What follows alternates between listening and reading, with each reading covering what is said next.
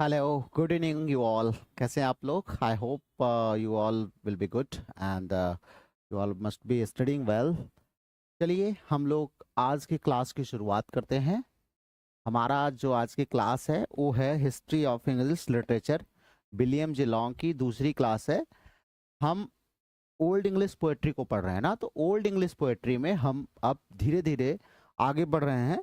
और आज हम लोग जो तीन सबसे फेमस राइटर हैं हमारे उस समय के, उनके बारे में बात करेंगे। अगर हम स्पेशली कहें तो जो हमारा जो है ग्रुप था ना, रिलीजियस ग्रुप जो हमारा दो था।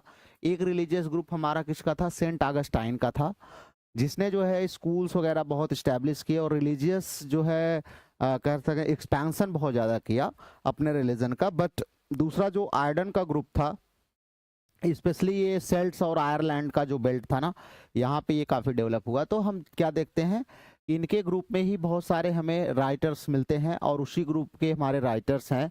जैसे हमारे साहब वेनरेबल बीड साहब हैं, और उसके बाद आपको शिने वुल्फ मिलेंगे, कैडमन मिलेंगे। तो ये सारे राइटर्स आपको पढ़ने होंगे, इनकी रचनाओं को भी आपको देखना होगा। तो चलिए, without getting delayed we shall start the class. हम क्लास की शुरुआत करते हैं। तो do remember the time period of beat. Beat का टाइम पीरियड आप याद रखिएगा। एक चीज़ का ध्यान रखिएगा कि देयर में भी सम डिफरेंट प्रोनाउंसिएशन, कभी कभी डिफरेंट होता है।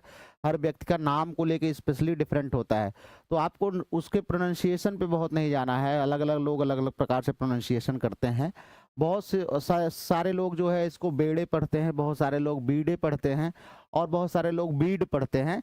तो सबका अपना तरीका होता है, बट एक कोशिश करिए कि जो सही प्रोनाउंसिएशन हो उसको आप पढ़िए, लेकिन आपको नॉलेज होनी चाहिए, ये ज़्यादा इंपॉर्टेंट है। तो अगर हम वेनरेबल बीड साहब की बात करें तो 673 से 735 तक इनका टाइम पीरियड है। तो बहुत ज़्यादा लंबा जीवन इनका भी नहीं रहा, अगर एक प्रकार से हम देखें तो लगभग 62 ईयर्स की इनकी लाइफ जो है एक प्रकार से हमारी मानी जाती है। चलिए आइए हम देखते हैं कि इन्होंने क्या ऐसा कर दिया कि आज हम इनको याद रख रहे हैं। तो इनके बारे में कहा जाता है our first great scholar. In English में हमारे जो विलियम जे लॉन्ग साहब हैं। Good evening everyone, Devesh, Inayat, Rohit, Priya, Shweta, everyone good evening बेटा, सबका बहुत स्वागत है। चलिए, तो ये क्या कह रहे हैं? कह रहे हैं कि लॉन्ग साहब कह रहे हैं कि Bede is regarded, generally regarded our first great scholar, and इसको अंडरलाइन कर लीजिएगा, the father of our English learning. तो ध्यान रखना, father of our English learning जो है इन्होंने कहा है किसको? हमारे बीड साहब को, ये ध्यान रखिएगा। Wrote almost exclusively in Latin, ज्यादातर इन्होंने लैटिन में लिखा है। लैटिन इनका स्पेशली अगर हम लास्ट वर्क देखते हैं तो the translation of the gospel of John ना, बाइबल में जो जॉन का गॉस्पेल है ना, उसका ट्रांसलेशन इन्होंने किया है किसमें? इनटू एंग्लो सेक्शन में। लैटिन में ज्यादातर लिखते थे, लेकिन एंग्लो सेक्शन में इन्होंने जॉन के कुछ गॉस्पेल्स हैं उसका ट्रांसलेशन किया है।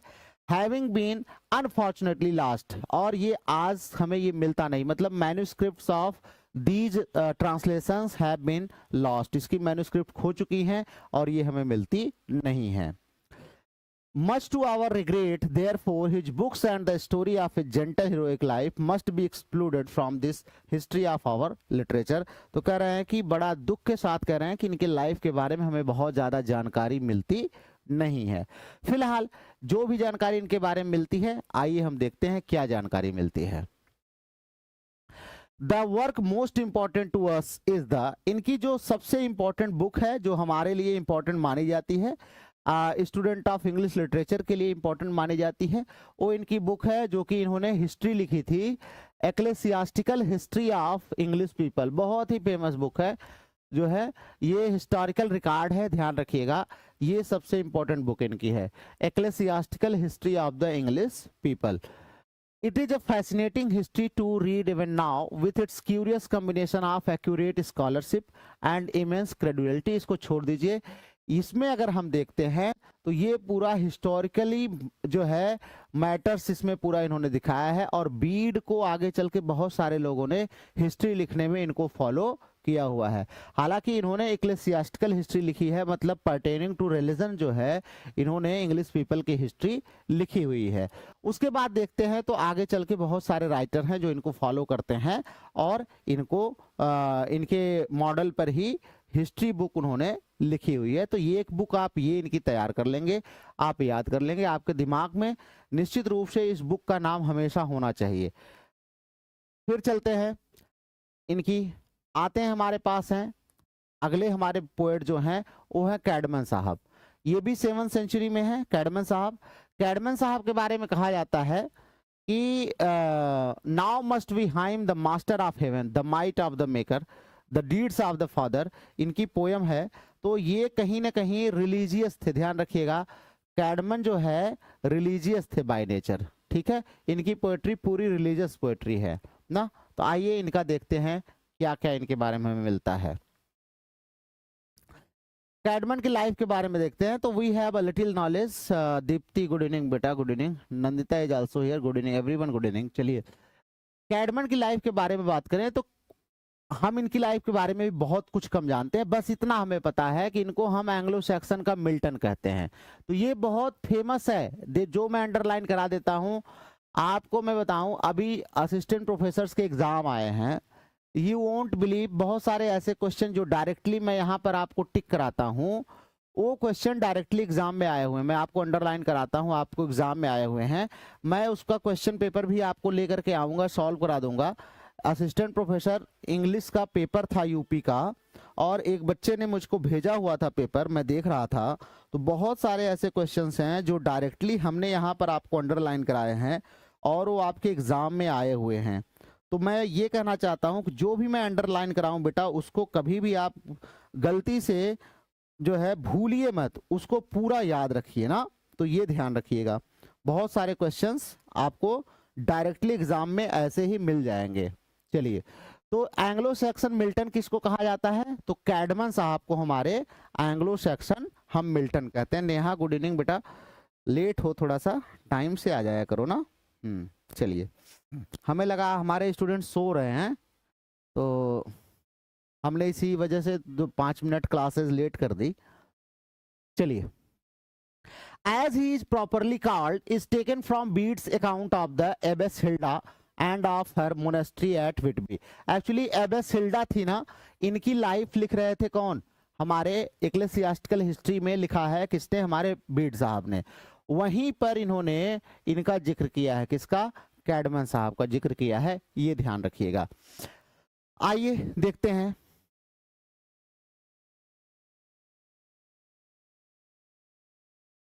इनकी कुछ फेमस जो रचनाएं हैं उसको हम देखेंगे इनके बारे में।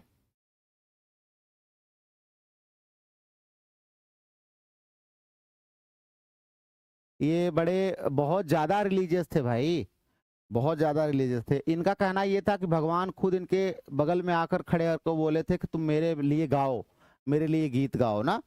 और इन्होंने बहुत सारे रिलीजियस सॉन्ग्स जो हैं वो गाए हैं। आइए हम कैडमन के वर्क्स को देखते हैं। तो अब देखिए, पहला ही वर्क इनका बहुत जो इनको एट्रीब्यूट किया जाता है, बहुत फेमस है, दैट इज पैराफ्रेज। रट लीजिएगा, याद कर लीजिएगा, बहुत ही फेमस है। ये पूरी बाइबल पर बेस्ड है। पैराफ्रेज जो है पूरी बाइबल पर है। It is the story of genesis, exodus and a part of Daniel. ध्यान रखिएगा, 3 जो पार्ट है ना हमारे बाइबल का, वहां से ये लिया गया है, जेनेसिस से और एक्सोडस से और कहां से? डेनियल से। तो ये 3 कहानियां जो हैं इन्होंने बाइबल से पिक करी है और इसमें पैराफ्रेज में अपने लिखा है। पूरी रिलीजियस पोयम है, इसीलिए इसको फर्स्ट रिलीजियस पोयम भी कहा जाता है। ध्यान रखिएगा, पहली रिलीजियस पोयम भी इसको कहा जाता है, ठीक है। अगला हम इनका वर्क देखते हैं। पैराफ्रेज के अलावा अगर हम इनके वर्क की बात करें तो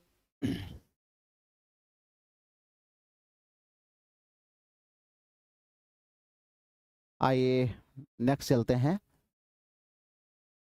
ये सब लाइंस हैं, लाइंस हमारे लिए उतनी इंपॉर्टेंट नहीं है। आइए देखते हैं। पैराफ्रेज के अलावा कुछ इन्होंने फ्रैगमेंटेड पोएम्स लिखी हैं, छोटे छोटे टुकड़े में पोएम्स लिखी हैं। जैसे इनकी जुडिथ है, ये भी काफी फेमस है, ध्यान रखिएगा जो है।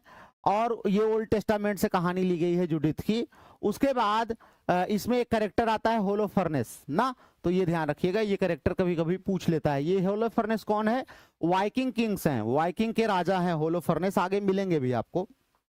तो जूडिथ इनकी काफी इंपॉर्टेंट पोयम है। तो दो पोयम हो गई, एक पैराफ्रेज हो गया और एक जूडिथ हो गई ना। चलिए आगे चलते हैं हम। अब आते हैं तीसरे हमारे जो राइटर हैं इसके, वो हैं सिनेवुल्फ।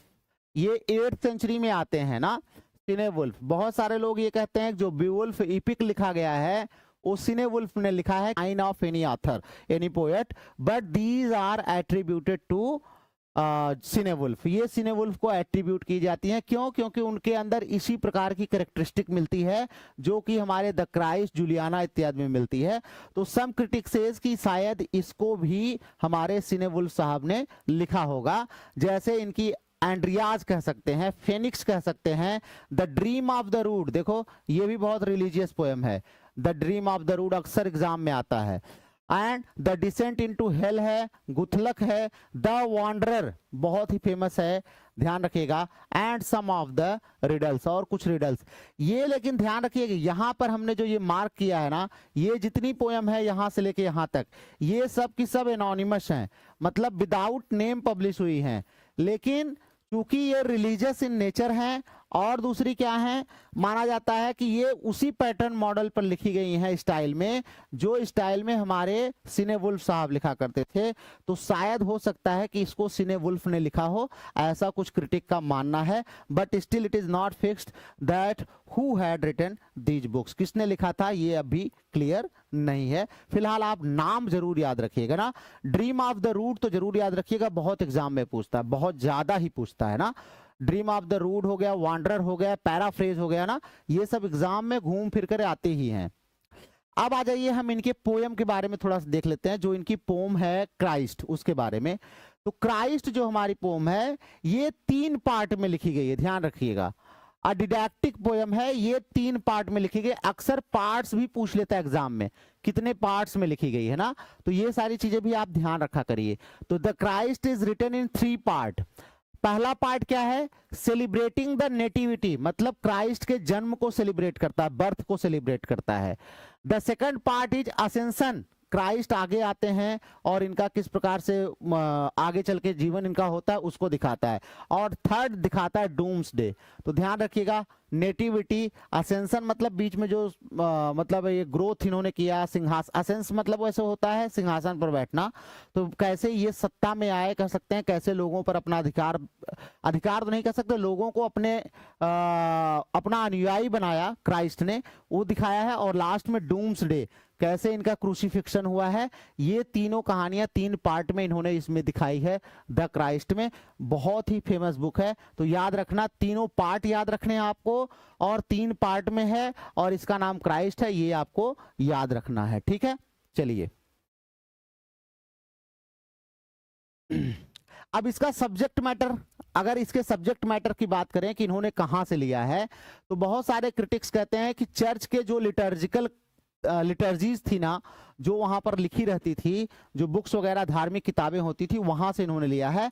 लेकिन ज्यादातर माना जाता है ग्रेगरी पीछे मिले थे ना, ग्रेगरी द ग्रेट, जिनका ट्रांसलेशन हमारे किसने किया था? ग्रेगरी द ग्रेट का बाद में अलेक्जेंडर साहब ने उनका ट्रांसलेशन कराया था ना। तो यही ग्रेगरी द ग्रेट की जो रचनाएं हैं, यहाँ से इनके होमलीज से जो भी इन्होंने लगता है ये द क्राइस्ट का कॉन्सेप्ट लिया है, यहाँ से कुछ कंटेंट उन्होंने लिया है या इंस्पिरेशन यहाँ से लिया है। तो इतना याद रखिएगा, चर्च के लिटर्जीज और ग्रेगरी द ग्रेट की जो कुछ होमलीज थी, वहां से इन्होंने इंस्पिरेशन लिया है अपना क्राइस्ट लिखने के लिए। और क्राइस्ट 3 पार्ट में लिखा गया है। तीनों पार्ट है, नेटिविटी है पहला, दूसरा है असेंशन, और तीसरा है डूम्सडे। तो इतना आप इसके बारे में तैयार कर लीजिएगा, ठीक है। बिल्कुल क्रिश्चियन पोयम है, क्रिश्चियनिटी को शो करती है, ये ध्यान रखिएगा, पोयम के नाम से ही पता चल रहा है ना। चलिए यहाँ पे एक लाइन इसकी दी हुई है, ये हमें बहुत पढ़ने की जरूरत नहीं है लाइन की। उसके बाद इनकी 2 पोयम जो इनको एट्रीब्यूट की जाती हैं in 2 epic poems of Andreas and Elene. ना, Cynewulf reaches the very summit of his poetical art. तो इनकी जो पोएटिकल आर्ट थी वो काफी फेमस हो जाती है, यहाँ तक काफी अच्छी पोयम मिलती है। हालांकि एंड्रियाज जो है ना ये अनसाइंड पोयम है। इसमें स्टोरी किसकी है? सेंट एंड्रयू, ध्यान रखिएगा, सेंट एंड्रयू एक मिशन पर गए थे और वो समुद्र क्रॉस करके अपने साथियों को बचाने के लिए गए थे। अपने साथियों सेंट मैथ्यू और को जो है बचाने के लिए गए थे, किससे? कैनिबल से ना, सेंट मैथ्यूज फंस गए थे तो उसी को बचाने के लिए सेंट एंड्रयू गए थे। वही स्टोरी इन्होंने इसमें लिखी है, किसमें? एंड्रियाज में। तो ध्यान रखिएगा, सेंट मैथ्यू को सेव करने के लिए सेंट जो है हमारे एंड्रयू जाते हैं और एक समुद्री यात्रा करते हैं, उसी का रिगार्ड हमारे एंड्रियाज में मिला हुआ है, ये आप ध्यान रखिएगा, ठीक है। ऐसा माना जाता है कि young ship master who sails the boat turns out to be Christ in disguise. माना जाता है कि मैथ्यू को बचाने के लिए जब जा रहे थे हमारे एंड्रयू साहब, तो जो सेलर था ना वो क्राइस्ट, भगवान खुद थे, वो भेष बदल करके आए थे, वो भेष बदल करके आए थे। Matthew is set free and the savages are converted by a miracle, ठीक है। वहां पर जो लोग मैथ्यू को कैद करके रखे थे ना, सैवेजेस थे, वो लोग राक्षस थे, मतलब बदतमीज इंसान थे, सब के सब कन्वर्ट हो गए, सब ने क्रिश्चियनिटी को अपना लिया। और जैसे आपने वो कहानी पढ़ी ना अंगुली माल वाला, एक आपने पढ़ी, वाल्मीकि क्या थे? पहले अंगुली माल डाकू थे, तो अंगुली काट काट करके माला पहन लेते थे, लेकिन बाद में कौन गया उनके पास? कोई ऋषि थे, महात्मा थे, या कोई डाकू था ना अंगुलीमाल, वाल्मीकि शायद गए, मैं भूल गया हूँ कहानी, ऐसी कुछ कहानी है। तो बाद में सेंट हो गए, वही वाल्मीकि बने हैं आप ना। तो अब ये क्या है? ऐसे ही ये धर्म का प्रचार करने का तरीका था, ऐसे ऐसे स्टोरी लिखा जाता था उस समय। तो ये स्टोरी लिखा कि सेंट जो हमारे मैथ्यू हैं उनको कुछ गुंडे बदमाश लोगों ने कैच कर लिया है, पकड़ लिया है, और सेंट एंड्रयू जाते हैं उनको छुड़ाने के लिए, और सेलर बन के जाते हैं, और जो सेलर है वो भगवान खुद क्राइस्ट हैं, जाते हैं और उनको बचा लेते हैं। और वहां जितने लोग हैं सब क्या हैं? सब जो है वो क्रिश्चियनिटी को अपना लेते हैं, क्राइस्ट को अपना भगवान मान लेते हैं। तो ऐसे जो मिथिकल स्टोरीज होती है ना, ये रिलीजन को एक जगह से दूसरे जगह मिरेकल को शो करके जो है ओरेशन के थ्रू पहुंचाई जाती थी। जैसे हमारे यहाँ हिंदू माइथोलॉजीज में भी बहुत सारी स्टोरीज हैं, प्रिवेलेंट हैं। जैसे लॉर्ड कृष्णा जब हमारे उनका बर्थ हुआ तो माना जाता है सब लोग अपने आप सो गए, और सारे जो 7 जेल के अंदर उनको रखा गया था, वासुदेव और क्या नाम था उनका, देवकी, वासुदेव जी और देवकी को 7 जो है लेयर की जेल सुरक्षा थी, वो सब अपने आप खुल जाते हैं, सारे सैनिक सो जाते हैं, ये सारी चीजें है ना। तो ऐसे यहाँ पर भी एक मिरेकल होता है, ये बताते हैं इस पोयम में, ठीक है। चलिए, उसके बाद इनका एलिन है। एलिन जो है इसका सब्जेक्ट मैटर जो है ये ट्रू क्रॉस से लिया गया है। चलिए, it tells of Constantine's vision of the rood. ध्यान रखिएगा, ये भी काफी फेमस रचना है इनकी। बैटल, एक जो ड्रीम ऑफ द रूड आपने पढ़ा है ना, वो ड्रीम ऑफ द रूड वहीं से ये लिया गया है। कह रहे हैं जो विजन ऑफ द रूड आता है कॉन्स्टेंटाइन को, युद्ध के एक शाम को पहले रूड के बारे में वो कुछ सपना देखती है, वही जो है इसमें दिखाया, किसमें? एलन में, ठीक है। और बाद में जब उसकी विक्ट्री होती है तो नया एम्ब्लेम आता है, निशान आता है, वह अपनी माँ हेलेना को भेजता है, और हेलेना ही क्या है? एलेन है। क्या है? एलेन है, जेरूसलेम में। अब जेरूसलेम में भेजता है तो माना जाता है कि शायद जेरूसलेम ही तो प्लेस है जहां पर क्राइस्ट हमारे हुए थे ना, जेरूसलेम। तो माना जाता है कि ये जो एलेन है, this is no one except Mother Mary. Mother Mary के अलावा ये कोई और नहीं है, मदर मैरी ही हमारी है, ठीक है। चलिए, ये ऐसा माना जाता है। तो ये भी वर्क आप क्या करेंगे? याद रखेंगे ना। चलिए, अब हम decline of Northumbrian literature, Northumbrian literature का धीरे धीरे कैसे डिक्लाइन हुआ, हम इसको भी देख लेते हैं। गौतम बुद्धा के शिष्य थे, अच्छा ठीक है, हाँ, डाकू रत्नाकर वाल्मीकि, ठीक है, जो भी है, अंगुली माल और जो भी थे, कोई भी माल हो, लेकिन हमको याद रखना है ना। डिक्लाइन ऑफ नॉर्थम्ब्रियन लिटरेचर बेटा, चलिए आइए देखते हैं धीरे धीरे डिक्लाइन कैसे हुआ। अगर हम देखें कि सिनेवुल्फ जिस समय हमें मिलते हैं उसी समय देखें तो जो डेन्स के लोग थे ना, स्पीयर डेन्स, ये लोग आकर के आक्रमण कर देते हैं कहां पर, इंग्लिश कोस्ट पर, और नार्दम्ब्रिया को पूरा लूट लेते हैं, जला देते हैं, जो कुछ मिलता है लूट कर घसोट कर जला देते हैं। Monasteries were and schools were destroyed, सारी मोनेस्ट्री जला दी जाती हैं, स्कूल को डिमोलिश कर दिया जाता है। Scholars and teachers alike were put to the sword, और टीचर्स स्कॉलर सबको काट दिया जाता है, मार दिया जाता है। And libraries that had been gathered leaf by leaf, और अभी तक जो एक एक मैन्युस्क्रिप्ट लीफ बाय लीफ रखी गई थी उसको जला दिया जाता है। तो आप समझ लीजिए कि भैया कितना अत्याचार डेन्स वालों ने किया, पूरे साहित्य को ही नष्ट कर दिया। तो अगर हम देखें तो all true Northumbrian literature perished with the exception of a few fragments, कुछ टुकड़े बचे हैं, बाकी नॉर्थम्ब्रियन लिटरेचर लगभग हमारा समाप्त हो गया, उसकी मैन्युस्क्रिप्ट हमें मिलती नहीं है। और ये जो थोड़ी बहुत मिलती है ये किसकी देन है, तो ये हमारे अल्फ्रेड साहब की देन है। ये अल्फ्रेड साहब जो हमारे किंग अल्फ्रेड थे ना, इन्होंने क्या किया, सबको इकट्ठा करवाया, अपने सैनिक लगा दिए, अपने जो इनके दरबार में पढ़े लिखे लोग थे, एक्चुअली ये भी बहुत पढ़े लिखे थे, बड़ा इंटरेस्ट था इनका, तो इनको लगा करके इन्होंने क्या किया, इन्होंने जितना भी लिटरेचर था, इन्होंने बोला जितने भी टुकड़े बचे हों सबको ले आओ, और सबका ट्रांसलेशन कराया और सबको प्रिजर्व कराया। तो ये काफी इंपॉर्टेंट एक इवेंट था। तो आइए देखते हैं हम हमारे अल्फ्रेड साहब को। अल्फ्रेड का टाइम पीरियड याद कर लीजिएगा, एग्जाम में आता है अक्सर, 848 से 901 तक। किंग अल्फ्रेड 9th सेंचुरी में आते हैं, और यही जो है डेन का जब अटैक होता ना उसके बाद आते हैं ये, और सबसे पहले जितना लिटरेचर डिस्ट्रॉय हुआ था और डिस्ट्रॉय होने के बाद जो बच गया था उस सब को इकट्ठा कराया और सबका ट्रांसलेशन कराया इन्होंने, हमारे अल्फ्रेड साहब ने। इनके बारे में कहा जाता है कि every craft and every power soon grows old and is passed over and forgotten. कह रहे हैं कोई भी कला हो, कोई भी ताकत हो, जल्दी ही बूढ़ी हो जाती है और लोग उसको भूल जाते हैं।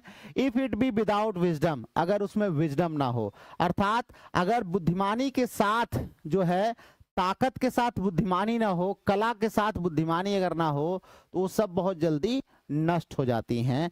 This is now to be said that the whilst I live I wish to live nobly and after life to leave to the men who come after me a memory of good works. कहता है Alfred कि मैं चाहता हूं कि जब तक जीऊं तब तक तो लोग मुझे जानते हैं, मैं नोबली जीऊं, लेकिन मैं मर भी जाऊं ना तो आने वाले जो लोग हैं वो अच्छी अच्छी किताबों को पढ़ करके मुझे याद करें। अर्थात आज जैसे हम आपको बता रहे हैं और आप पढ़ रहे हैं कि नॉर्थम्ब्रियन लिटरेचर जितना हमको मिलता है वो किसकी देन है, वो हमारे अल्फ्रेड साहब की देन है। तो यही काम उन्होंने अगर नहीं किया होता तो शायद हम उनके बारे में जानते नहीं। चलिए फिलहाल हम थोड़ा सा अल्फ्रेड साहब को देख लेते हैं।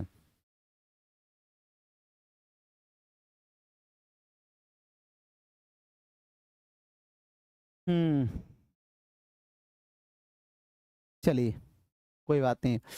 Life and times of Alfred, Alfred का हम लाइफ और टाइम देख लेते हैं। तो अल्फ्रेड के टाइम्स के बारे में बात करें तो बहुत ज्यादा हमें कुछ डिटेल नहीं मिलता है, लेकिन इतना पता चलता है टेरिफिक स्ट्रगल विद द नॉर्थमैन, जो नॉर्थमैन थे ना, बाद में नॉर्मन्स जिनको हम कहते हैं, उनसे इनका काफी अच्छा खासा लड़ाई टक्कर चल रही थी। यहां पर आप ध्यान रखिएगा कि द स्ट्रगल इंडेड, इनकी जो लड़ाई थी नॉर्थमैन के साथ, इन दोनों के बीच में एक समझौता हुआ था 878 में जिसका नाम था ट्रीटी ऑफ वेडमोर। तो ट्रीटी ऑफ वेडमोर में इन लोगों के बीच में एक पैक्ट हुआ और इस पैक्ट के बाद शांति आई, राज्य में शांति आई। और ट्रीटी ऑफ वेडमोर बहुत इंपॉर्टेंट भी है। और यहीं से क्या हुआ, with the establishment of Alfred not only as a king of Wessex, Alfred यहां पर केवल वेसेक्स के राजा ही नहीं बनते हैं but as overlord of the whole northern country, पूरा जो उत्तरी राज्य थे ना सबके एक प्रकार से पावरफुल लॉर्ड के रूप में स्थापित होते हैं। कौन, हमारे अल्फ्रेड साहब। Then the hero let down his sword, उसके बाद ये युद्ध छोड़ करके क्या करते हैं, set himself as a little child to learn to read and write Latin, ये रीड करना, लर्न करना और राइट करना सीखने लगे, क्या, लैटिन को, so that he might lead his people in peace as he had led them in war। इनकी ये कोशिश थी कि जैसे युद्ध में हमने अपने लोगों को गौरवान्वित किया, उनको प्राउड महसूस कराया, मतलब ऐसे युद्ध जीते उनको प्राउड महसूस हुआ, वैसे ही हम पढ़ लिख करके भी क्या करेंगे, लिटरेचर में भी उनको प्राउड फील कराएंगे। ऐसा इन्होंने प्रण लिया और पढ़ना शुरू कर दिया। ठीक है, चलिए आइए हम देखते हैं, फिलहाल इसको छोड़ दीजिए। अल्फ्रेड साहब हमारे जो है ये इन्होंने काफी दिन तक जो है रूल किया है अलॉन्ग। चलिए आइए इनके द्वारा किए गए कुछ कार्यों को देख लेते हैं। तो सबसे पहले अल्फ्रेड जब राजा बने तो इन्होंने क्या क्या टास्क लिया। तो इन्होंने अपने लोगों को पहले स्ट्रगल फॉर फ्रीडम से जब ये जैसे ही फ्री हुए तो इन्होंने लोगों को एजुकेट करना शुरू किया। पहला, फर्स्ट ही गेव देम लॉज, इनको कानून बताया कि नियम क्या होता है, और कानून सिखाया। तो कानून के लिए क्या ले आए थे, द 10 कमांडमेंट्स, ध्यान रखिएगा बहुत फेमस है, लॉ के लिए आया था द 10 कमांडमेंट्स। और उसके बाद एक इनका आया था द गोल्डन रूल। तो ये दोनों लाने वाले कौन थे, हमारे अल्फ्रेड साहब थे। ठीक है, इन्होंने कहा था कोई भी कोर्ट अच्छे से तभी चल सकती है जब वो एक निश्चित किसी रूल पर चले, किसी लॉ पर चले। तो इसीलिए इन्होंने एक फिक्स लॉ लाया जिसको कहा द 10 कमांडमेंट्स। ध्यान रखिएगा, काफी ये फेमस है। ठीक है, उसके बाद ये मतलब अपनी नेवी को स्ट्रांग करते रहे, अपनी फ्लीट को स्ट्रांग करते रहे, खूब मजबूत करते रहे, सेनाएं जगह जगह बाउंड्री करना, वॉल बनाना, गांव में ना जो बॉर्डर्स थे वहां पर वॉल तैयार कराना, ये सारा कुछ इन्होंने किया। लेकिन लिटरेचर के क्षेत्र में भी ये काम कर रहे थे। तो आइए हम इनका लिटरेचर देखते हैं। सबसे पहले हमने शुरू में ही बताया कि Alfred is called the first translator, Alfred को पहला ट्रांसलेटर कहा जाता है। ध्यान रखिएगा, Alfred is called the first translator, पहला ट्रांसलेटर हम इनको कहते हैं, या फादर ऑफ ट्रांसलेशन भी कह सकते हैं। Alfred is called the first translator, the first translator इनको कहा जाता है। इन्होंने सबसे पहले ट्रांसलेशन ही करना शुरू किया। किसका ट्रांसलेशन किया, तो ध्यान रखिएगा, इन्होंने ट्रांसलेशन जो किया है उसमें 4 सबसे मेन इनके ट्रांसलेशन है। द 4 मेन ट्रांसलेशंस आर, ओरेशियस की है यूनिवर्सल हिस्ट्री एंड ज्योग्राफी, मतलब ये बुक लिखी है किसने, ओरेशियस ने, और इसी को ट्रांसलेशन किया है किसने, हमारे, ध्यान रखिएगा किसने किया है, अल्फ्रेड साहब ने। ठीक है, तो ओरेशियस की यूनिवर्सल हिस्ट्री एंड जियोग्राफी को ट्रांसलेशन किया है हमारे अल्फ्रेड साहब ने। और किसको किया है, तो आइए देखते हैं, बीड की हमारे जो हिस्ट्री है इसको भी ट्रांसलेशन किया है किसने, हमारे अल्फ्रेड साहब ने। ठीक है, ये ध्यान रखिएगा। तो 2 हो गए, ओरेशियस हो गए और बीड की हिस्ट्री हो गई। तीसरा, पोप ग्रेगरी, पोप ग्रेगरी जो आपको पीछे मिले थे, इन्हीं पोप ग्रेगरी के सेफर्ड्स बुक जो है इसका ट्रांसलेशन भी किया है हमारे अल्फ्रेड साहब ने। और चौथा जो ट्रांसलेशन है वो बोएथियस की हमारी है, काउंसुलेशंस ऑफ फिलॉसफी। ये चारों ट्रांसलेशन बहुत ही फेमस हैं और ये चारों ट्रांसलेशन हमारे अल्फ्रेड साहब ने किए हैं। तो अब ध्यान रखना, मैच कराने के लिए भी आपको दे देता है, ट्रांसलेशन तो इन्होंने किया है लेकिन चारों राइटर और चारों किताबें आपको मैच करने के लिए दे देगा कौन सी किसकी है, तो ये ध्यान रखिएगा। उसके बाद इन्होंने और भी ट्रांसलेशन किए। सबसे जो इनका फेमस ट्रांसलेशन है, more important than any translation, is the English or Saxon chronicle. Actually इन्होंने एक क्रॉनिकल शुरू कराया था। पूरा अब तक का जितना इतिहास था 800 शायद मेरे हिसाब से 700 या 798 से या 85 से 812 तक का पूरा इतिहास इन्होंने लिखवाया था। तो ये क्रॉनिकल कहा जाता था, क्रॉनिकल, इसका भी ट्रांसलेशन इन्होंने किया था। और ये माना जाता है this is called a first dry record, इसको ड्राई रिकॉर्ड कहा जाता था। ये जितने भी लोग उस समय वहां पर रह रहे थे उनका एक रिकॉर्ड होता है।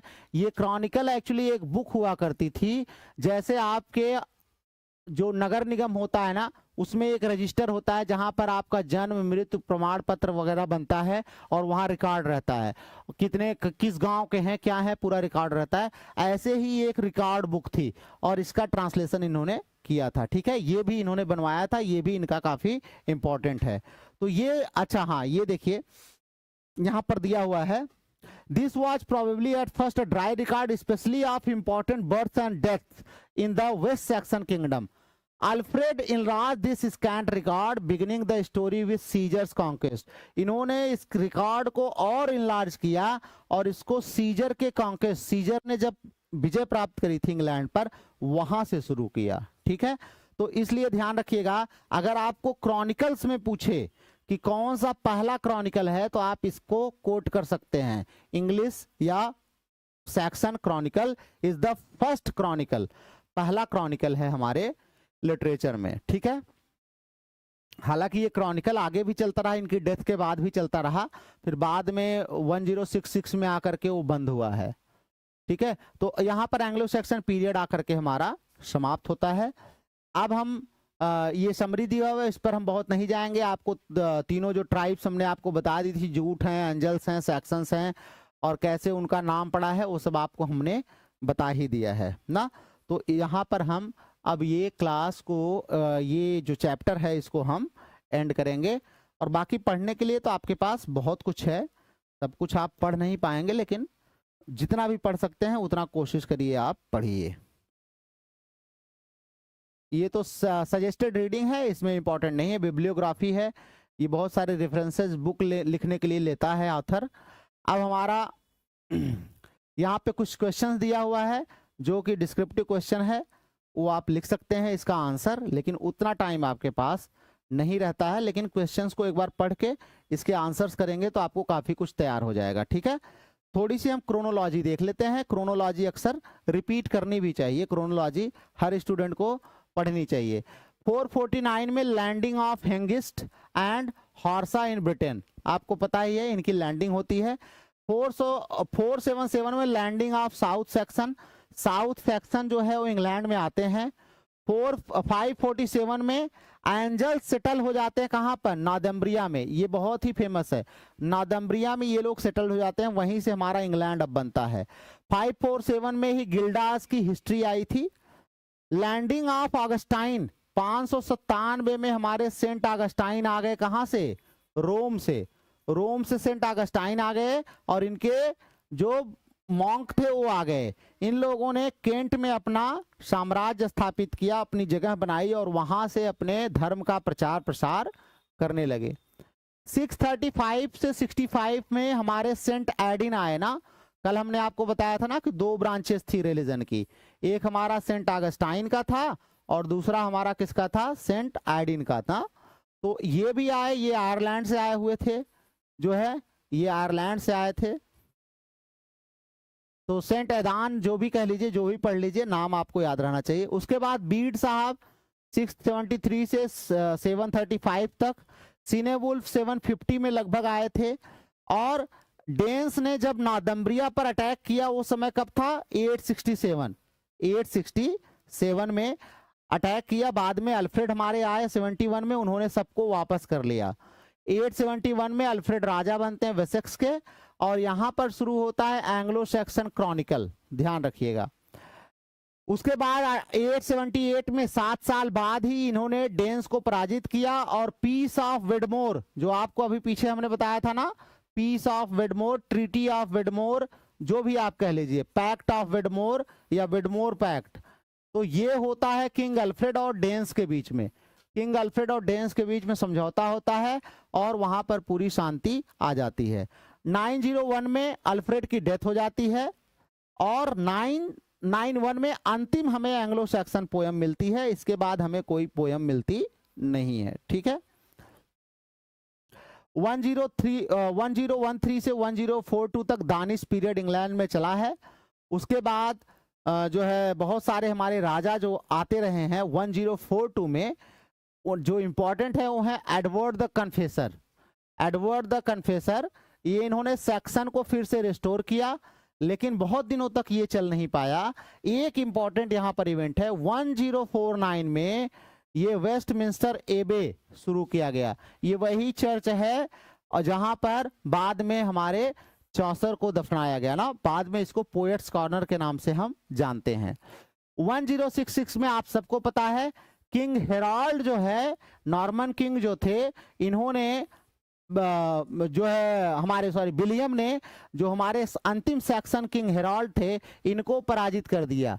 William William the conqueror William the conqueror ने 1066 में, ये नॉर्मन थे, इन्होंने क्या किया, इन्होंने हमारे हेराल्ड को, किंग हेराल्ड को पराजित करके नॉर्मन डायनेस्टी की स्थापना की, नॉर्मन साम्राज्य की स्थापना की ना। तो यहीं से शुरुआत होता है हमारा एंग्लो नॉर्मन, यहीं से शुरुआत होता है एंग्लो नॉर्मन। इसी घटना को हम नॉर्मन कॉन्क्वेस्ट भी बोलते हैं, या इसी घटना को हम द फर्स्ट कॉन्क्वेस्ट भी बोलते हैं, या इसी को हम बोलते हैं नॉर्मन विक्ट्री।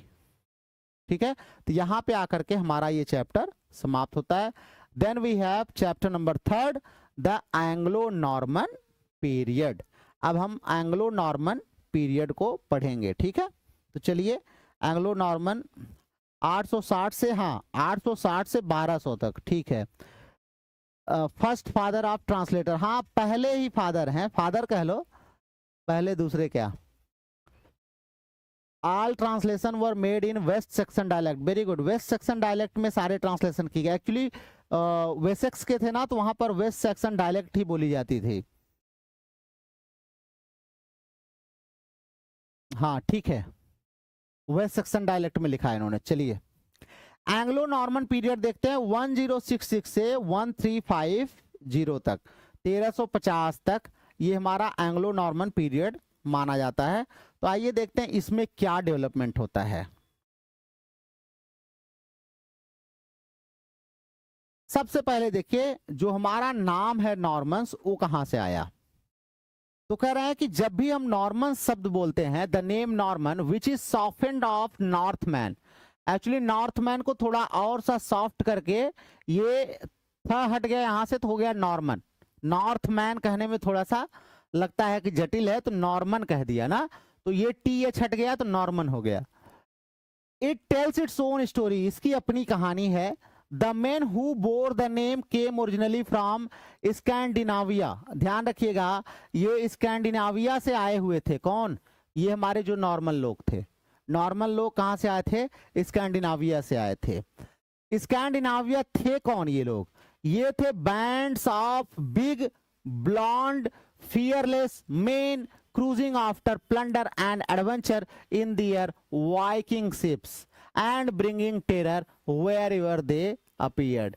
ये खूब लंबे, गोरे, चिट्टे और ब्लॉन्ड कलर के फियरलेस मैन थे, जो जहां जाते थे अटैक कर देते थे, लूट खसोट कर लेते थे, और अपनी वाइकिंग शिप में सबको भर करके वहां से चले जाते थे। जहां जाते थे ये लूट घसोट करते थे, वहां पर आतंक फैला देते थे। ये आए 1066 में, कहां पर आक्रमण किया, हेराल्ड के ऊपर आक्रमण किया और सैक्सन पर हमारे पूरा कब्जा कर लिया। सैक्सन डायनेस्टी यहां से हट गई, अब हमारी आ गई यहां पर नॉर्मन डायनेस्टी। ठीक है, इट वॉज दीज सेम, ये वही बच्चे हैं, children of Woden who under the Danes Raven flag had blotted out Northumbrian civilization in the 19th century। 9th century में जब हमने आपको बताया था ना 867 में, 867 में यही डेंस वाले जो थे, ये लोग यही हैं, यही डेंस हैं, ये घूमते टहलते रहते थे। इन लोगों ने आक्रमण किया किसके ऊपर, सैक्सन के ऊपर। सैक्सन के ऊपर आक्रमण करके यहां पर इतनी लूट खसोट मचाई, मोनेस्ट्रीज को, स्कूल को, सबको नष्ट कर दिया और बहुत सारा पार्ट जीत लिया। वो तो भला हो, अल्फ्रेड हमारे 871 में आ गए, राजा बन गए।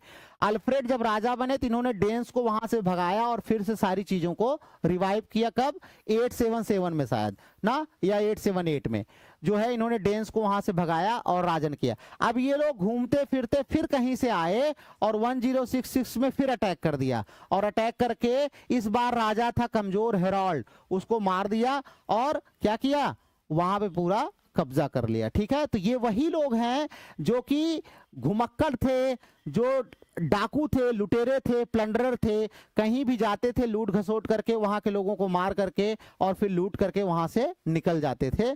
ये वही जो डेंस में जो डेंस लोग थे, वही ये हमारे आगे चल के नॉर्मन्स कहलाते हैं। ठीक है, बाद में कह रहे हैं कि later the same race of man came plundering along the French coast. यही जो डेंस वाली रेस थी ना, ये फ्रेंच के बॉर्डर से वहां से लूट घसोट करते हुए, प्लंडरिंग करते हुए, and conquered the whole northern country, जितनी नॉर्थ की कंट्री थी सबको जीतते हुए ये, here the results were altogether different. यहां पर पहुंचते हैं, यहां पर रिजल्ट थोड़ा सा अलग होता है। रिजल्ट क्या अलग होता है, ध्यान रखिएगा। Instead of blotting out a superior civilization as the Danes had done, they promptly abandoned their own। ध्यान रखिएगा, डेन्स लोग क्या करते थे, डेन्स जैसे आपके घर में गए, आपके घर में गए, सबको लूट खसोट किया, मारा, और आपकी पूरी सिविलाइजेशन को नष्ट कर देते थे। यहां पर आए, पहली बार उल्टा हुआ। पहली बार उल्टा क्या हुआ, इस बार डेंस लोगों ने यहां की सिविलाइजेशन को नष्ट नहीं किया, बल्कि अपनी सिविलाइजेशन ही भूल गए और यहीं आकर के बस गए ना। तो ये आगे चल के क्या बन गए, ब्रिटिशर्स बन गए ना, ब्रिटिशर्स बन गए। तो ध्यान रखिएगा, now their name of Normandy, अब इनका जो नॉर्मेंडी नेम था ना, still clings to a new home, अब ये नए होम के लिए यूज किया जाने लगा। But all is that was Norse disappeared, the conquerors intermarried with the native Franks and accepted French ideals and spoke the French language। अब इन लोगों ने क्या किया, नॉर्मंडी टाइटल अपना लिया और साथ साथ में जितने भी इंटर मैरिड करने शुरू कर दिया, अर्थात ये जो फ्रांस के लड़कियां थी वहां से शादी किया करते थे, नेटिव फ्रैंक से शादी किया करते थे, यहीं पर बस गए, यहीं की लड़कियों से शादी करके यहाँ के कल्चर को इन्होंने अडॉप्ट कर लिया।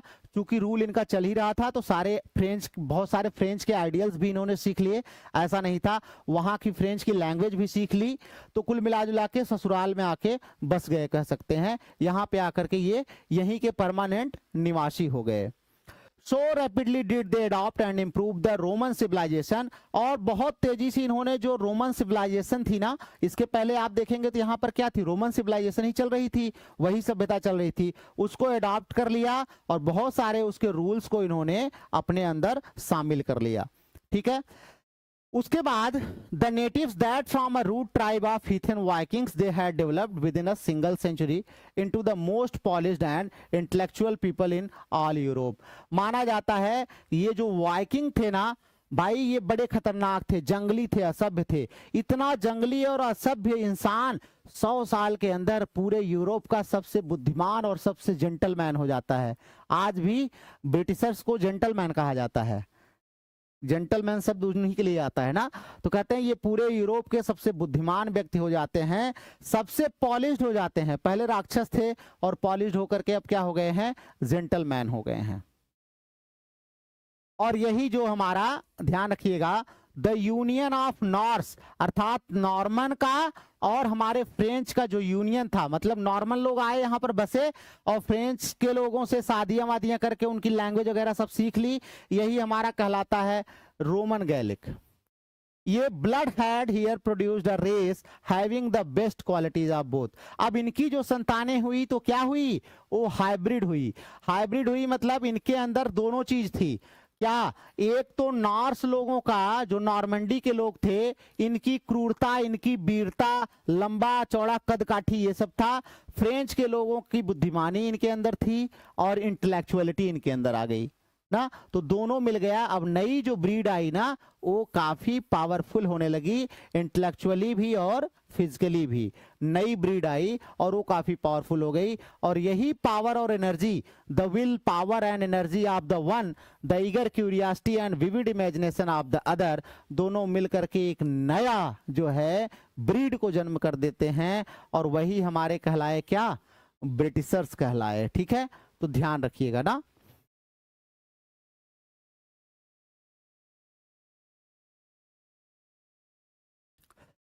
देखिए, when these Norman French people appeared in Anglo-Saxon England, they brought with them three noteworthy things। कह रहा है ये जो एंग्लो सैक्सन लोग थे ना, नॉर्मन फ्रेंच, सॉरी, जब नॉर्मन फ्रेंच के लोग जो थे ये एंग्लो सैक्सन में आए ना, नॉर्मन फ्रेंच मतलब ये नॉर्मंडी के लोग थे, फ्रेंच से शादी की, इन्होंने एंग्लो सैक्सन में आए, अपीयर हुए, तो क्या किए, they brought with them three noteworthy things, अपने साथ तीन चीजें ले आए। कौन कौन सी, अ लिवली सेल्टिक डिस्पोजिशन, इनके अंदर वही सेल्टिक डिस्पोजिशन था, मतलब खूब खाने पीने मौज मस्ती करने वाला। A vigorous and progressive Latin civilisation, और इनके अंदर खूब प्रोग्रेसिव सिविलाइजेशन थी, किसकी? लैटिन की, रोम की। एंड अ रोमांस लैंग्वेज, और ये अपने साथ एक रोमांस लैंग्वेज लेकर के आए, तीन चीजें अपने साथ लेकर के आए। अब आइए हम चलते हैं। We are to the think of the conquerors therefore as they thought and spoke of themselves in the Doomsday Book. Actually Doomsday Book उस समय की एक बुक थी जिसमें सारा कंटेम्पररी लिटरेरी रिकॉर्ड रखा जाता था, उसको कहा जाता था डोम्सडे बुक। ठीक है, वहां पर इस एज के बारे में हमें पूरी जानकारी मिलती है। तो अगर आपसे कोई पूछे कि जो हमारे कॉन्करर्स थे किसके? नॉर्मन एज के, उनके बारे में हमें कहाँ जानकारी मिलती है? तो डोम्सडे बुक में उनके बारे में जानकारी मिलती है।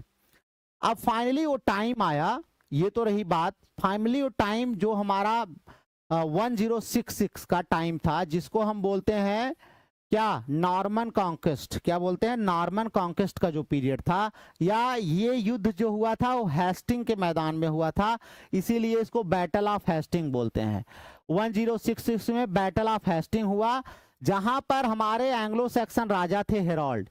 एंग्लो सैक्सन राजा हमारे अंतिम सैक्सन किंग थे। ध्यान रखिएगा, बहुत बार ये क्वेश्चन पूछता है, हमने एमसीक्यू भी आपको कराया इस पे। अंतिम सैक्सन किंग है हमारे हेरोल्ड, उनको पराजित करता है कौन? William Duke of Normandy. William Duke of Normandy, Normandy का राजा है, ड्यूक है, वह इनको पराजित करता है और कहलाता है विलियम द कॉन्करर। क्या कहलाता है? William the conqueror. वो इंग्लैंड का मास्टर बन जाता है। कौन? विलियम। विलियम इंग्लैंड का मास्टर बन जाता है, मालिक बन जाता है।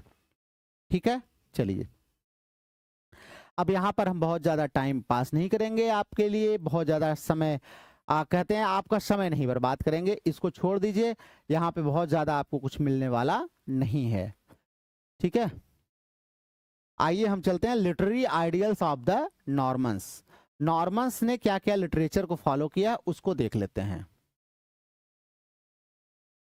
तो आइए नॉर्मन्स में हमारे लिटरेचर के बारे में बात करते हैं, क्या क्या लिटरेचर लिखा गया है।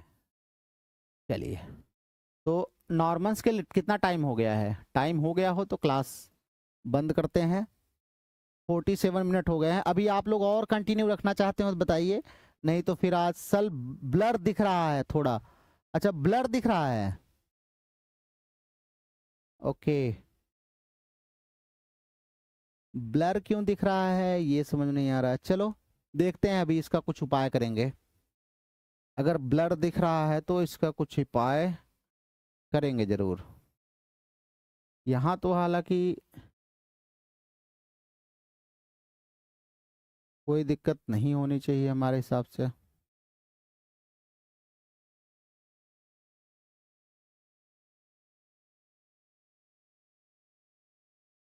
फ्लिकरिंग आने लगी ना।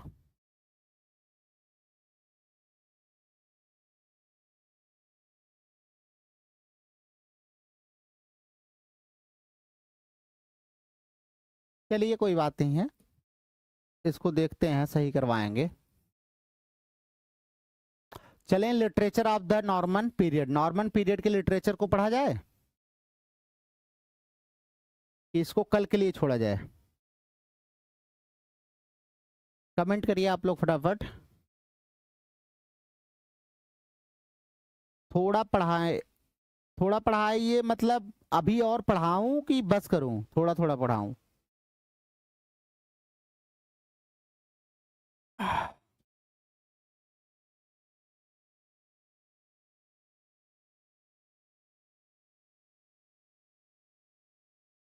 हम्म,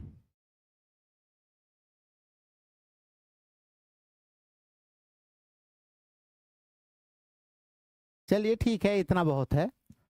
हाँ, तो कल इसके आगे हम लोग पढ़ेंगे। यहाँ पे मैं मार्क कर दे रहा हूँ, आप लोग भी नोट कर लीजिएगा। ये हमारा literature of the Norman period, Norman period का जो लिटरेचर है, कल हम लोग यहाँ से पढ़ेंगे। अभी आप लोग इतना रिवाइज करिए, इसको सब तैयार करिए, आपके पास बुक होगी, थोड़ा सा और अंदर जाके भी पढ़िए, कुछ नई चीजें भी मिल सकती हैं आपको, कोशिश करिए। जो खास करके नेट जेआरएफ के बच्चे हैं उनको तो खूब डीप में पढ़ना चाहिए ना। तो चलिए ठीक है, यहाँ पे देखिए हाँ ठीक है, रोहित वही कह रहे हैं, यस तैयार भी होना चाहिए, सही है, चलो ठीक है, तैयार करो, ठीक है बेटा। मिलते हैं कल आपसे फिर इसी टाइम पे ना, अभी अब अगली क्लासेस चलेंगी, अगली क्लासेस में आप लोग अपना जुड़िएगा, तो फिर कल इसी टाइम पे आपसे मिलेंगे हम इस वाली क्लास में। तब तक आप अपना ख्याल रखिए और खूब अच्छे से पढ़ाई करते रहिए, ठीक है, ओके।